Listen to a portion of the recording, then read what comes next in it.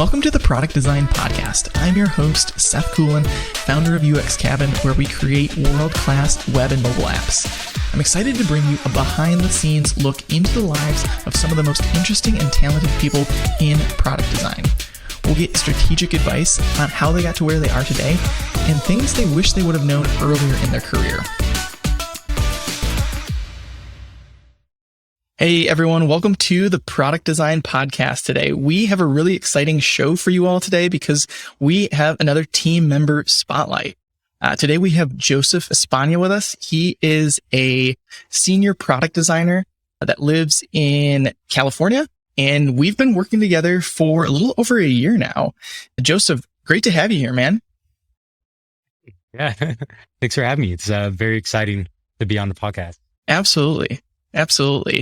So, Joseph, why don't you tell us a little bit about, who you are, what you do, and where you live?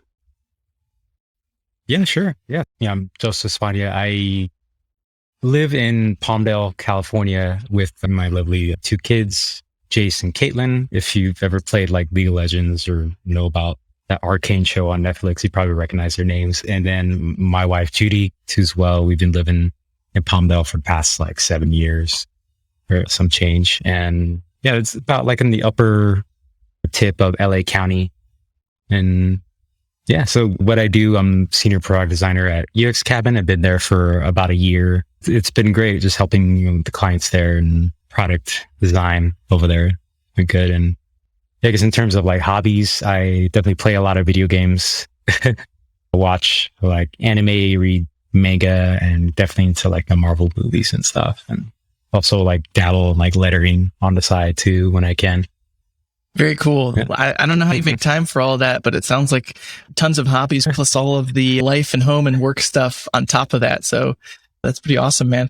Why don't you tell us a little bit about how you got into design in general and kind of your origin story? Yeah, sure. Yeah. So I think really it all started in middle school or high school, basically getting that fascination with the web and computers. I remember back in the day, constantly bugging my older sister for use of her computer, just being able to mess around on that. And eventually I got my own. And I remember being on sites like Angel Fire and GeoCities, creating my own website. I had this old horrible, I'll never show it to anyone, but this old skateboarding blog back when I used to dabble in that, with a bunch of iframes and stuff and images uploaded on Photo Bucket, And then that eventually turned, we got MySpace, and back in the day I would copy and paste HTML code into there to make the most rad profile with background music and cursor effects and, but that sort of really was the beginning of my interest in the web. And, eventually took a class in web design in high school. And that's when I really learned that, hey, I could actually make money off of this stuff. My teachers would say I made $500 from this client that paid me to move this image from the left to the right, and that was way back in the day. I was okay, maybe I can actually consider this as a career now.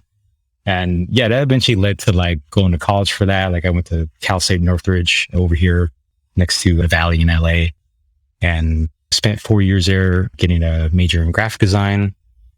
And just right out of college, did some work for a couple startups for their print materials and landing pages and stuff like that.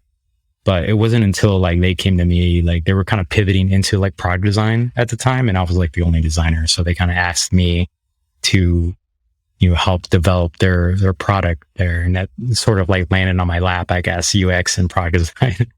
And then that whole part of iterating and learning about the UX process and even coding a bit, that's been really self-taught, I feel in a way, Yeah. And definitely luckily for me, I had that graphic design background too as well. So the visual design definitely translated well into UX and product design. So that's been great for me to at least be able to lean on those fundamentals. For sure. But yeah, definitely a theme of my career. Yeah, would be learning. And I think it's really interesting how you kind of talked about when you first realized you could make money with web design. And I kind of feel like I had a similar epiphany when I was like dabbling with web design in college.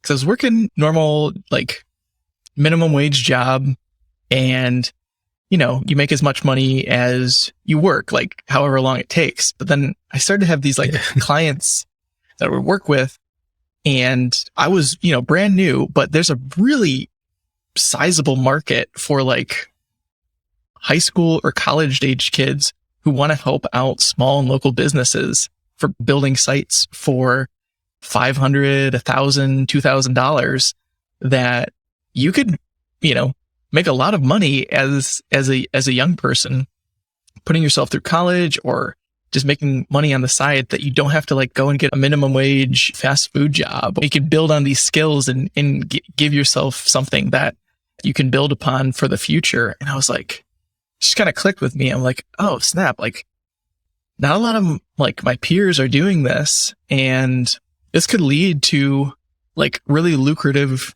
future job opportunities aside from me just making money on the side. And it was just like, oh snap. Like I don't have to have permission from anyone to do this. I can learn all this stuff on YouTube. Like I don't have to go to a class for this, or I don't have to wait for someone to teach me. I can go get all the knowledge I want to get. And that was when I was like, oh, okay.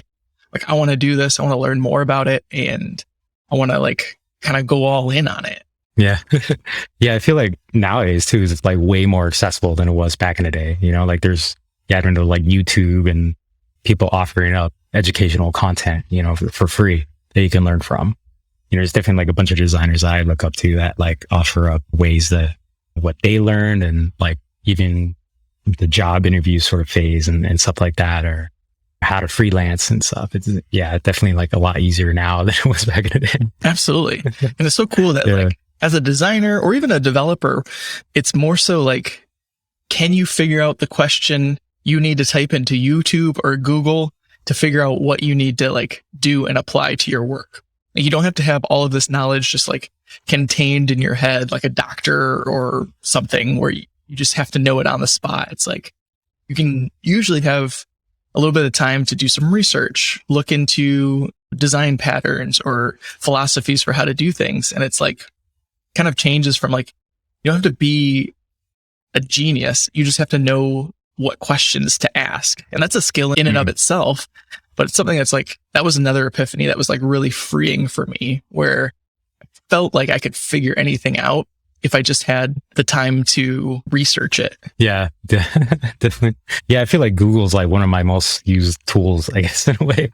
You know, if I'm not in like Figma or Notion or something, like, yeah, I'm probably Googling something to make sure, oh yeah, what was that design pattern again? Right. Okay. All right. Yeah, there you go. That's probably what we should be doing. Yeah, totally.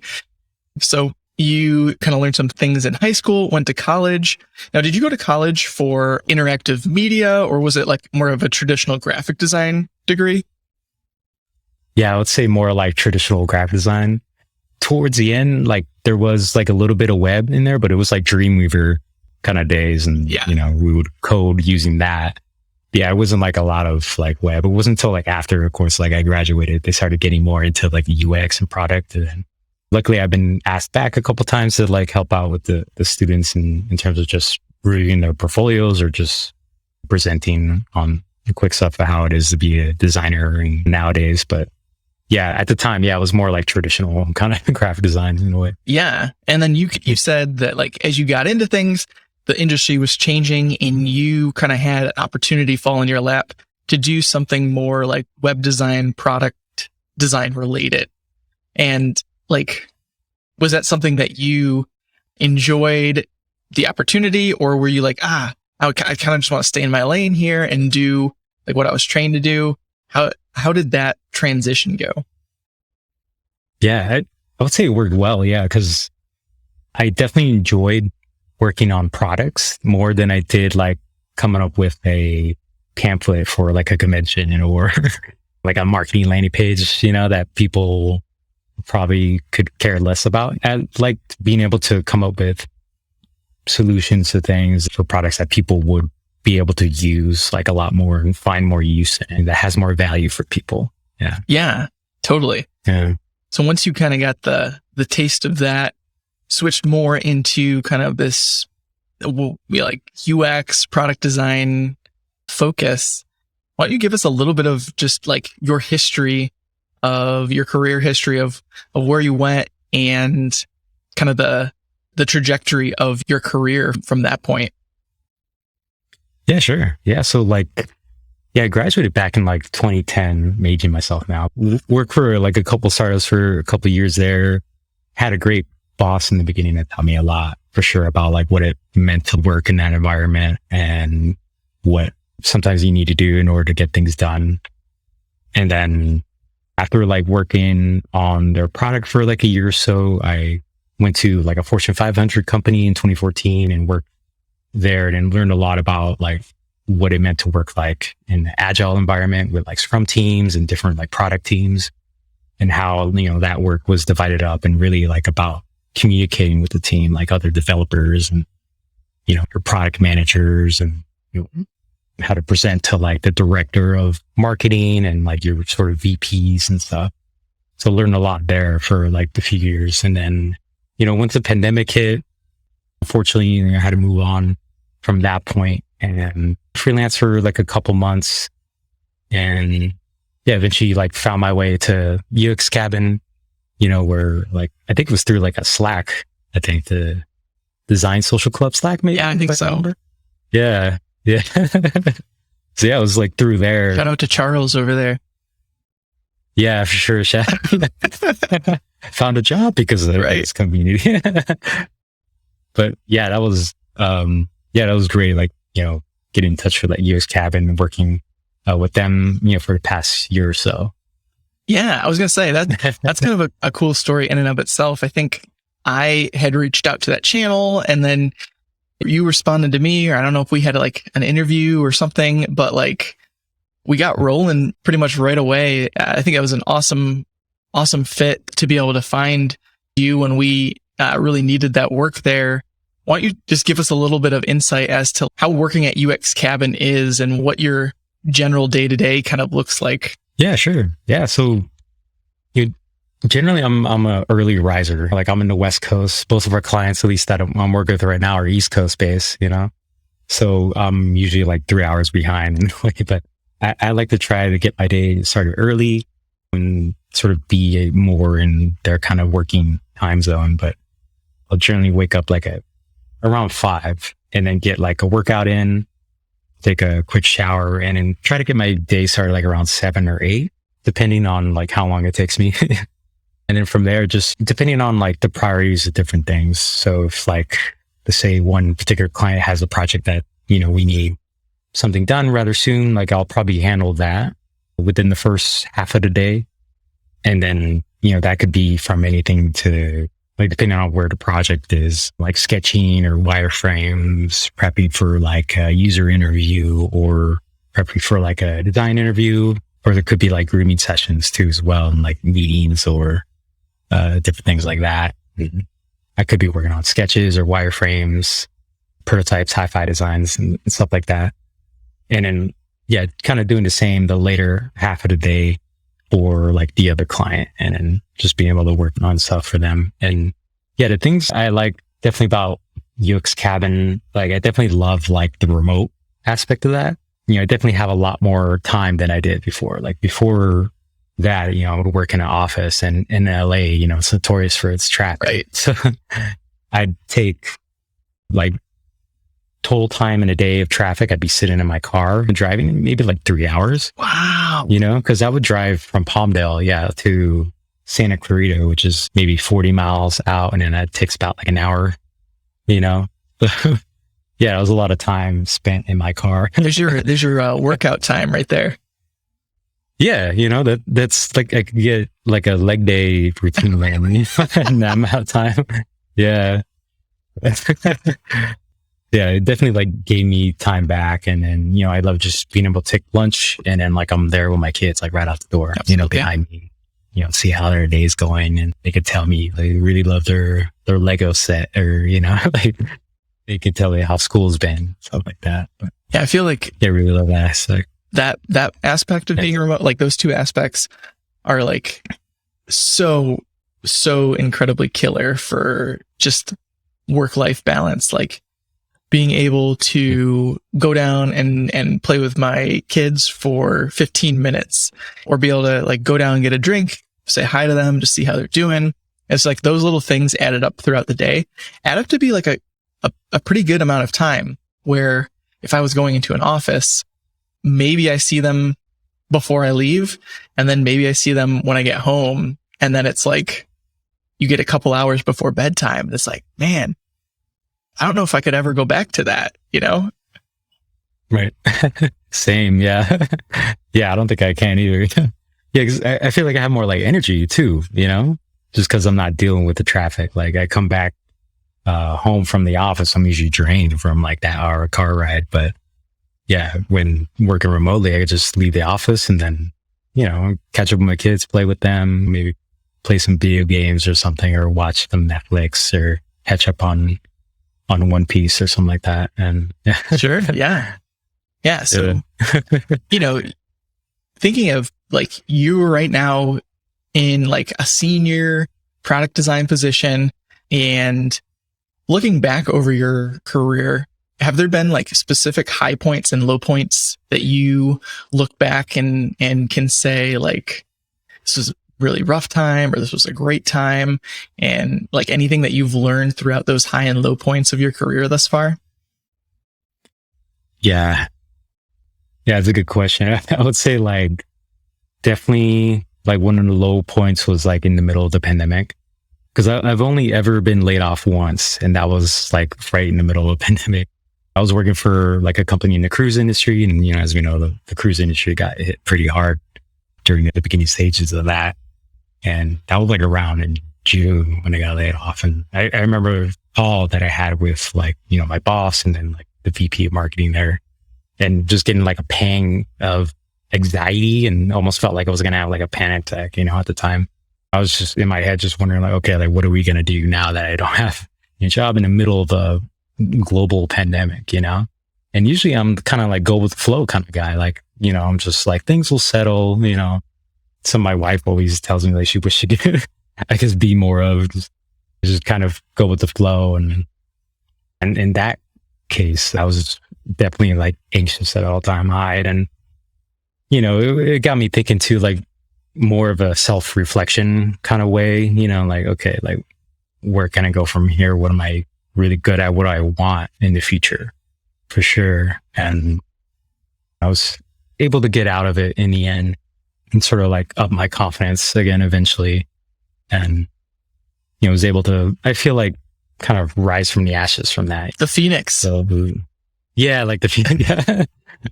Yeah, I definitely feel like everything came out better because of it anyways. So it's good. And yeah, I would say like in terms of like the high, it, you know, interestingly enough, the low kind of led to the high in a way. Cause, you know, now I'm working remotely, and in general, from a career standpoint, I think I'm kind of in the high right now, because I'm working remotely, and then, you know, I love working for UX Cabin too as well. Just in terms of the way we work, it definitely fits sort of what I like in terms of working for a company, working with a team. Like I definitely have team members that are very, very talented and that I could work and learn with. There's like other companies in the past that I've, you know, kind of been like micromanaged, but you definitely don't get that here. So I like being able to kind of work on my own in a way, because I'm definitely like sort of motivated like on my own to work like that. And then I always wanted to work remotely too as well. So being able to do that is just great. And yeah, there's like other, on top of that too, there's other like milestones I think Sure. that I like to look back on in my career. I was asked like by some blogs like Lovers Magazine, like they have some really well-known designers on there. And then I was surprisingly like asked to be featured on there too. And I didn't think at the time like, oh, did I receive the wrong email? Like they're really sending like, you know, So they're yeah, reaching I out to remember me. reading that. Did they just like randomly reach out to you? Yeah, I remember the exact time that I got it. I was in Vegas on a vacation. I was just checking my email. I probably shouldn't have been checking my email anyways, but I'm glad I did. And I saw that like from William over there, on Lovers Magazine, just sent me like a quick email like, hey, would you like to be featured on here? I gotta show my wife like, hey, check this out.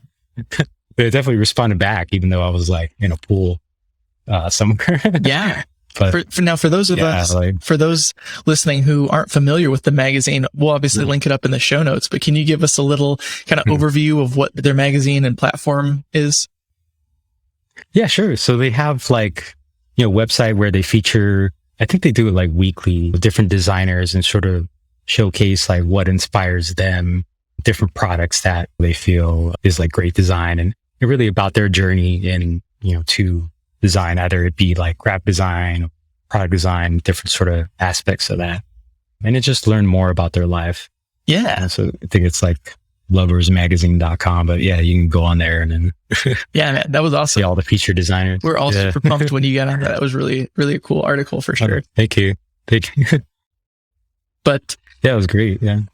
Yeah. So wanted to kind of talk about the low for a second here. Like when that happened, when everything hit the fan and you were like laid off, how did you go about your next steps as to like what you wanted to do? Right. Yeah. Yeah. I think there was probably like a couple of days where I didn't really feel like doing much. Thankfully though, at the time I was like working part-time as a mentor for like a product design bootcamp. So I still had some like funds coming in, which, was not as like stressful than like nothing, but yeah, eventually I just decided to reach out to everywhere. I got on all these like different Slack communities and then just like reach out where I could on Twitter and email and just reach out to like my old coworkers or different contacts that I could, and just started like interviewing places. It led to some like freelance gigs and stuff. Eventually just tried to, where I could be able to look on the internet where I could find different places to work. Yeah, absolutely. Thinking of like your younger self and your time as a product designer, is there anything you wish you would have known starting out that you know now? Any advice you would have given your younger self as you were starting out? Yeah, definitely. Yeah, I would say definitely work smarter, not harder, because like, especially early on, like my first couple of years designing, and especially for a startup, like it was not uncommon for me to work like 50 hours plus like maybe a weekend to get things done. The deadlines sort of never end in there. And then I'm young. I didn't really know how to like fight for myself or really, anything, I guess, in terms of working in that environment and just like being able to kind of balance work and life there. My girlfriend and now fiance, or now wife at the time, said like I was like a robot basically during that time. I was just drained from like, the startup life, I guess, there, and then just not being able to really do much other than just work and sleep and then maybe eat here or there. Yeah. So I would definitely tell myself that if I had like a time machine, to go back and kind of put your foot down on some things and have some boundaries. Yeah, for sure. Yeah. And just like really prioritize like family and then work. Yeah.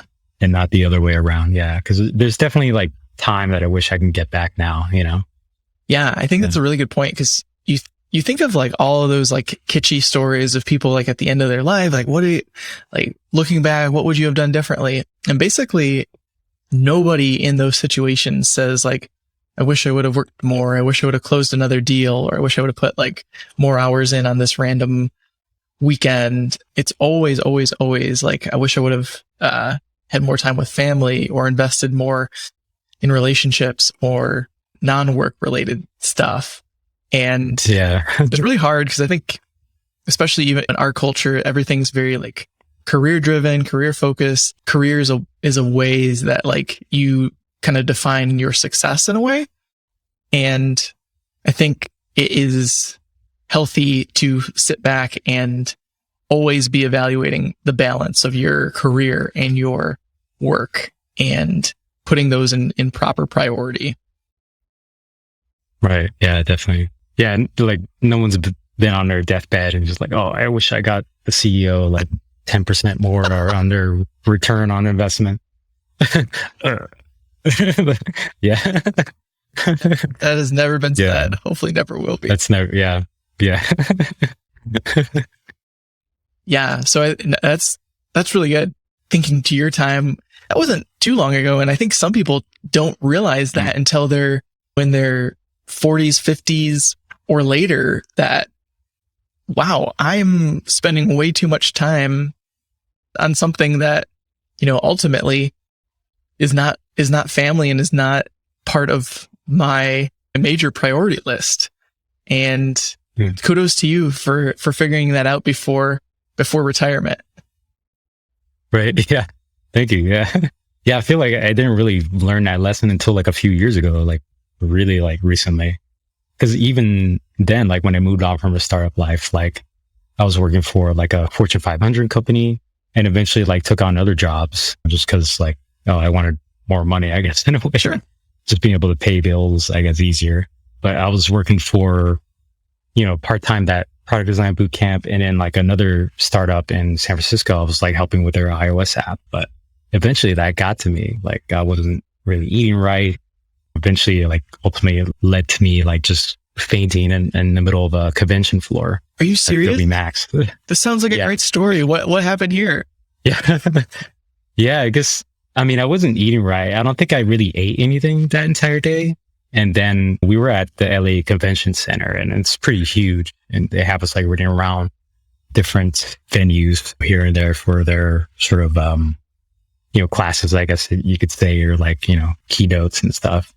I was just kind of like, I guess, eating whatever, I guess, I could that was there, but it's mostly just like snacks and stuff they have at the conventions. Like, and then, they had like alcohol towards the end of it. I probably shouldn't have had that like swig of beer, I guess, because I don't think I had anything, like I didn't really have much in my stomach other than like tater tots, I think, at the time.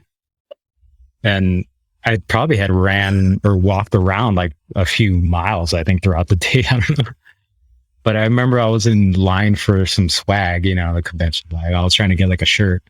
And then next thing I know, I just remember feeling like really weird, like just kind of the whole room around me, I guess, was spinning. And I remember just trying to like fight it, like, okay, that's weird, but all right. Cause I've never fainted before. So I was kind of unfamiliar with the thing. And then next thing I know, I'm waking up to like the ceiling. And then my coworker is like, just kind of like checking on me, like, hey, you all right? Yeah. Like, oh, okay. And I remember like getting up in the middle of the line. Everyone's like staring at me, turns out I was like out for maybe like 15 minutes, I think, according to my coworker. Yeah. I don't know how long it was, but that's what he told me. And yeah, I remember like getting like a pain in my back. Apparently I fell onto like, they had the kind of like velvet kind of rope thing with the poles. I fell onto that and then on the floor, apparently. But yeah, they had, gotten me over to the side.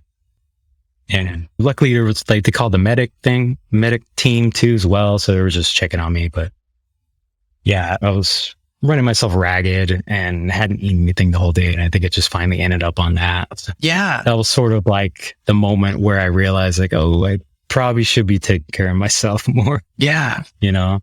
I think, there's totally a balance there. Cause like there's certain times I look back in my life where I was doing a ton of freelance work on top of like the day job and doing all these extra things, like trying to post on Dribbble, trying to make blog posts. And like for a time, I think those things can be helpful and valuable if you're trying to, reach a goal or trying to up your game or trying to do something. But I think once it gets to the point where, like you said, you're acting like a robot or it's interfering with your health, or it's becoming something that's just normal and standard to work, 12, 15 hours a day. That might be a time where it's like, okay, I need to at least realize this, recognize it, and see like, is this what I want to be doing? Is this what I want to be investing in? Maybe for a time, like that makes sense. Like we all have weeks where we have to like, put in a little extra, but it's like, if this is the norm, like, is this really what I should be putting my time towards long term? Or does there need to be a change? Some people like Gary Vee like to work 18 hours a day and it's just relaxing for them, but for the rest of us, I think we have to take continually into account like priorities and is this what I want to be doing? And is this how I want my work in life to look over the long term? Yeah, definitely. Yeah, it definitely takes some like self-reflection to sort of analyze like if like is this really a good investment for me? You know, like you have to be selfish sometimes like that. Yeah, I feel like for sure. Another thing I wanted to touch on. So Joseph has kind of, risen in the ranks of UX Cabin. He's been able to mentor a bunch of younger designers through our internship program. And knowing that we have a handful of people younger in their career listening to the podcast, wondering if you could kind of give some insight into like what junior designers or new people to product design, what things can they focus on to really make their skill set valuable in the beginning? What kind of deficiencies do you typically see across younger designers that could be kind of like a guidance to them? Yeah, sure. Yeah, I would say from my experience, I see like the most sort of skill that like younger designers have kind of been like, I guess lacking in, or at least like have trouble in, would be perhaps in like sort of the visual design aspect, or at least like being familiar with how the industry sort of like designs different like iOS apps and, has different design patterns for certain solutions on products. So I would say like being able to look for those sources of inspiration and don't be afraid to like copy sort of different solutions. Like as long as it's not like a pixel for pixel copy, just being able to take inspiration from different, apps, even if it's not like the same sort of industry or same field as it you're doing, as long as it makes sense for the solution or the task at hand that you're doing, being able to sort of copy that and lend that to your designs, I feel like would be, definitely good in terms of like improving your visual design and being more like familiar with the fundamentals too as well. And I know we don't have to be like an encyclopedia in a way, but at least like being able to take, the elements of that and being able to apply that to your visual design, I feel would be good. And in terms of like general sort of skills or I guess soft skills, like being able to ask the right questions, like while you're sort of in those kickoff meetings too as well, or being able to follow up with clients and stuff if you have like questions, not really being too like by yourself in a silo. I feel like as a designer too, communication is definitely like important, and being like transparent on what you're working on and how things are sort of looking and getting feedback from the team in that way. Because definitely like, even if they're not designers, they could definitely provide like a lot of great feedback, or even like catch things in terms of design that you didn't think about. Like, oh, how come this solution works this way? Like, wouldn't this be easier? And like, oh yeah, okay, thank you. Totally. Yeah, I think as a younger designer, even myself starting out, it was kind of like, I didn't realize that patterns were patterns for a reason. They were meant to be used in certain scenarios. And I kind of thought like, well, I'm not a good designer if I don't come up with something completely new. And the idea of like you coming up with a completely new pattern for a progress stepper or a button and an input or a search or a nav bar is like, you're not going to do it. You're not going to figure out, well, you might, but it's not going to be good, right? There's established patterns for a lot of these things. And then there's different areas, whether it's like an illustration or a graphic or something, that you combine all these things where you're going to get your unique, special, creative uniqueness. But for most of the common patterns, elements, and workflows, it's more so just having the discretion to know which one to use and when. And that requires looking and being really familiar with a lot of apps and a lot of patterns and a lot of designs. Yep. Yeah. And there's definitely like tools out there that you could use, or websites that have sort of that collection for you that I like to look at, or there's even Dribble sometimes if you need to look at that. But there's other websites that have like go through the flow of things, or have a whole collection of like how certain apps sort of work. But yeah, there's definitely a lot more resources out there now than before. Yeah. I kind of want people to start thinking about workflows in product design more so as like recipes rather than artwork. Because like if you copy artwork, that's like a big deal. That's like a big no-no. You're stealing an artist's like intellectual property. You're stealing, the work they put into it. But like when you use a recipe for something, the person who made the original recipe is like awesome, great. You're able to like enjoy that with your family. You're able to like share that. And I kind of think product design is more analogous to using a recipe than it is like copying artwork. Again, like you said, you don't want to steal the whole thing, intellectual property, pixel for pixel, but the overall like arrangement and hierarchy of something. Personally, I think those are recipes that we can mix and match and use throughout our products. And any industry that can kind of make the user experience better through shared patterns, I think is a win. Yeah, definitely. Yeah.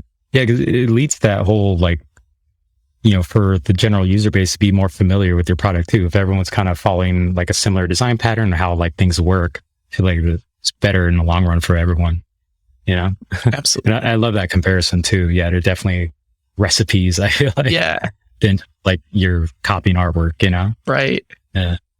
Right.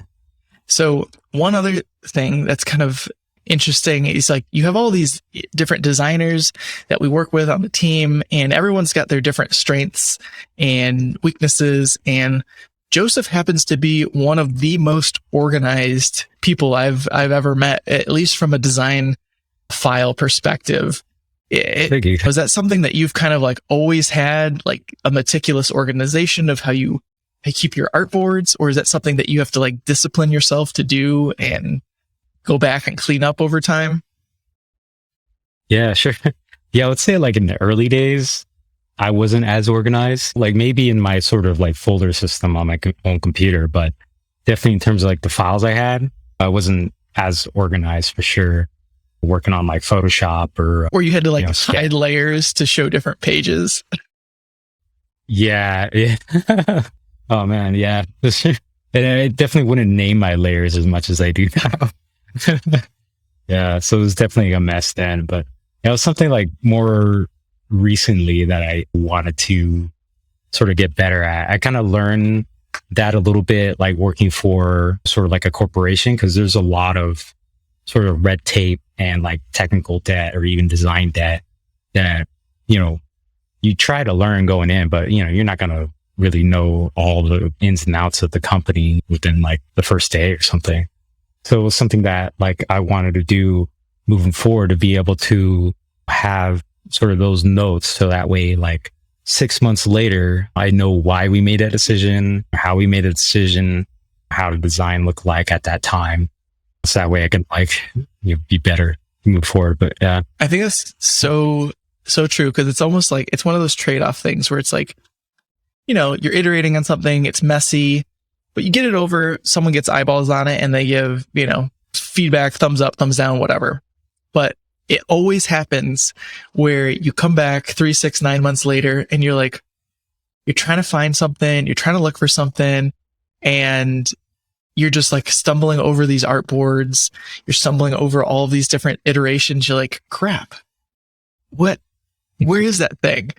So I think, having a really organized file, having notes, having implementation assumptions for the developers on those files is something that really like is a time saver for you in the long run. Like you might think you're saving time, or you don't have time to clean up your file and to get it in the right order now, but it's like, you're going to pay for that later, or you're going to have to come back, reorganize it, reshuffle through this, or you can kind of do it as you go along the way and be like, okay, this was designed on November 6th. We said this about it, and we know it's documented, it's there. And in my opinion, I think that saves you time in the long term, and it helps out the project managers, the devs, everyone in between.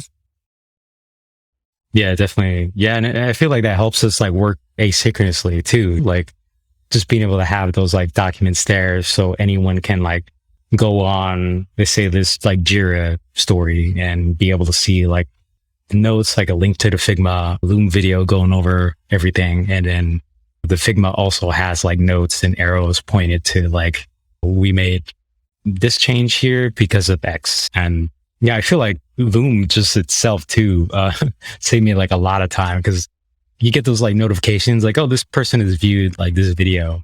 And, you know, we've been launching some products for a client of ours just now.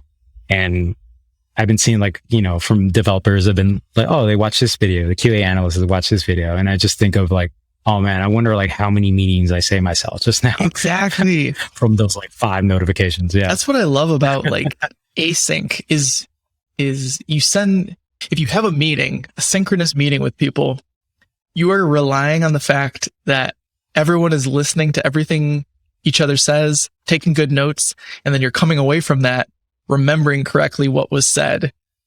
But with something like a video or a Loom or a really nice written up post, like you can reference that as many times as you need. It's there. It's living forever. You can come back to it like months later.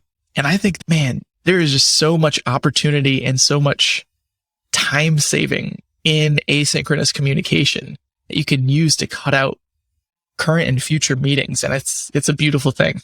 Yeah, definitely. Yeah, I even watch like some videos of my own recordings just to get like a reminder, like, oh yeah, that's why we did that. Okay. All right. Yep. All right, I'm ready for this, you know, design. Exactly.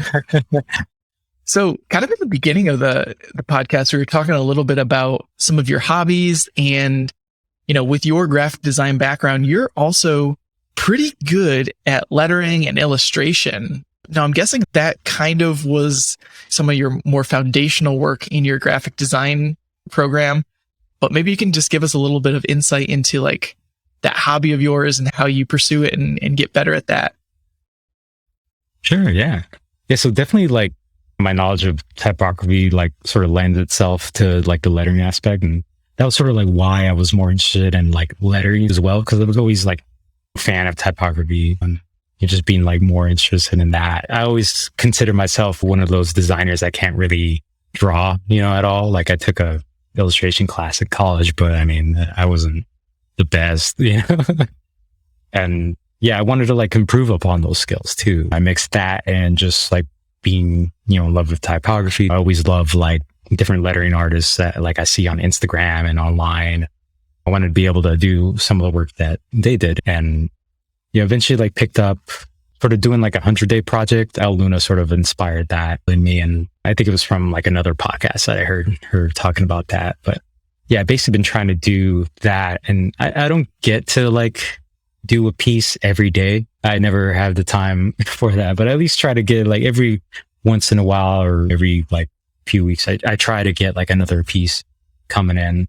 I took like a little break currently, but really wanting to like get back into it maybe over like the holidays and stuff. But from the beginning, it was definitely like a important note for myself just to get something out there, because it's all about like progress. I try to take it like in terms whenever I'm like sort of trying to improve my skills, like to kind of take note of where I'm at certain points and try to improve upon that. Sort of like exercising. You're always trying to see if you can, you know, do bicep curls at like 30 pounds, you know, try it next week. How about you try like 32 or something, or a little more? So I'm trying to take sort of that logic into how I'm improving my skills, like in illustrating as well. So I take certain techniques or different sort of styles that I'm interested in to do for a specific piece. So I'll try that out. And if it didn't really come out the way I liked it, maybe I try it again next time, or try to like flip that and do like a different thing the next. So I'm seeing like where I sort of lean into in terms of like my skills and sort of lettering itself, and seeing like what I love doing specifically. Cause yeah, even in like lettering, there's sort of different styles I feel like within that artists sort of lean into. So I'm just trying to find my way. Yeah.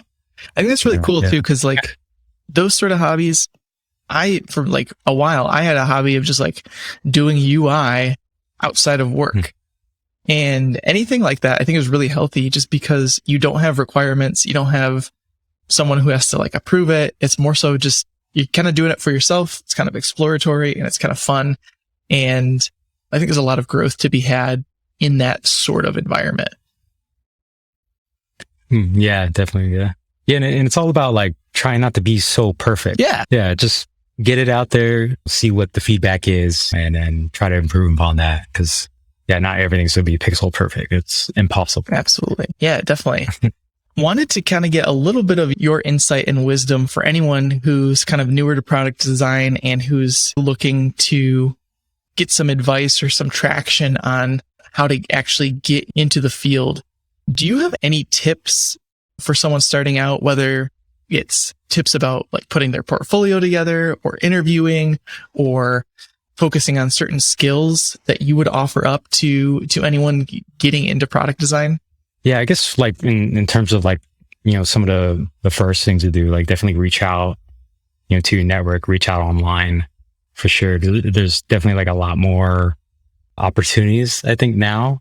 And especially, I guess at this point in time, I feel like the demand for designers is like sort of skyrocketed in a way. So there's definitely like a good demand for it. And yeah, just kind of putting yourself out there online, like whether that's Twitter or LinkedIn, even like Instagram, posting your work on there and seeing what people think, Dribble, and different Slack communities, like, the one we found each other. Exactly. Design Social Club. Yeah. And I think Figma has one too. And I think there's even like Discord servers now that people are on, sort of newer things. Those young kids get on Discord. Yeah. Yeah. Yeah. It's funny how that shifted from like just a gaming thing, or now it's kind of like everything now. I know. But yeah. But yeah, there's definitely like areas where you can like branch out in there. And then YouTube definitely is still teaching me a lot of things about design in terms of like how to present your designs during an interview, or what questions specifically to ask, or like how they operate their user research process. That's something that I'm like still learning from, like how to better present on a second round of an interview, how to present your sort of research findings. There's definitely like a lot of great resources on YouTube too for that. Yeah, absolutely. And it feels like anything you want to learn, you can learn. The hard part is just knowing what you should learn, right? Like knowing the learning path, knowing, is this valuable for me to be sinking my time into, like doing poster tutorials if I want to be a web designer? It's like, probably not. So it's just kind of like when you're young, getting into it brand new, it's like, it's almost like you need a mentor to kind of give you that learning path, right? And that's probably the trickiest part. Cause like once you get a good track or a good mentor, like it's just a matter of time until you are doing the right things, thinking you're along the right path, knowing what right questions to ask. I think in going along with kind of what you were saying about reaching out to people, we've had folks on the show who have gotten jobs just because they had a previous relationship with someone and they kind of had that like warm intro, foot in the door. And then after they had made a friendship, after they had established a relationship, it's a lot easier to talk about, hey, what do you want to do for your next opportunity? Or what are your goals for the next year? And being able to kind of have that foot in the door to talk about their job opening that they have, or a career switch, or whatever. Yeah, that's true. Yeah, referrals definitely help. Yeah, it's definitely like sort of that word of mouth kind of effect, being able to like reach out to your friends or coworkers, or people that you meet online, and then see if there's a good fit for you at their company or a company that they know of. Exactly. Yeah. Exactly. Well, Joseph, this has been an awesome time. I want to thank you so much for coming on. Thank you for all your awesome work. And on top of that, just sharing your wisdom with everyone here on the podcast. Yeah, of course. Yeah. Thank you. Thank you so much for having me on. It's been fun. This has been great. Yeah. Thanks, man. Appreciate it. Thanks so much for hanging out with us today on the Product Design Podcast. If you enjoyed our conversation, be sure and go follow our guests. Let them know they did a great job and you learned a lot. More to come in the following weeks as we bring on new guests. Please hit that subscribe button so that you will get these podcasts and learn a ton about the product design community. Excited to see you next time. Thanks.